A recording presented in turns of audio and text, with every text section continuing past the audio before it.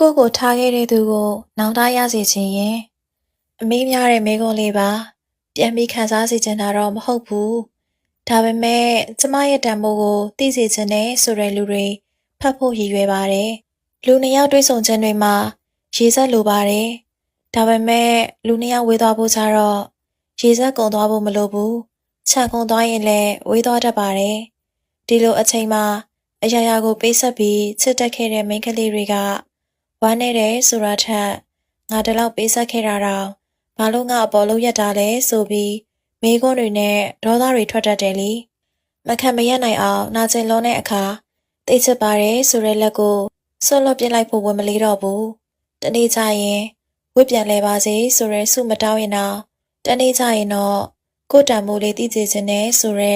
စိတ်လီတော့ရှိတတ်ကြတယ်ကိုကိုထားသွားတဲ့သူကိုနောင်တရရစေခြင်းနဲ့ငိုနေတဲ့မျက်လုံးတွေမျက်ရည်တွေတုပ်ပြစ်လိုက်ပါပြီးရင်အလှဆုံးရအောင်ပြုံးလိုက်ယောက်ျားဆိုတာမျိုးကလေတိတ်ကိုမပြတ်သားတတ်တဲ့လူမျိုးသူတို့ထားသွားတဲ့ကောင်းမလေးတယောက်ကိုပြန်ပြီးငဲကြည့်တတ်တဲ့သူမျိုးလေကိုကအဲ့ဒီအချိန်မှာမျက်ရည်တွေနဲ့ဝမ်းနဲ့ပြနေရင်နှခါမကရှုံးတယ်သူငါ့ကိုချစ်နေသေးတာပဲဆိုရင်စိတ်နဲ့ကျေနပ်နေတတ်ကြတာလေအရင်ကထက်ပိုပြီးလောက်အောင်နေပါညဘက်တွေမအိပ်ပဲမျက်တွင်းတွေနှက်နေရင်အဆင်မပြေဘူးညီမလေးရဲ့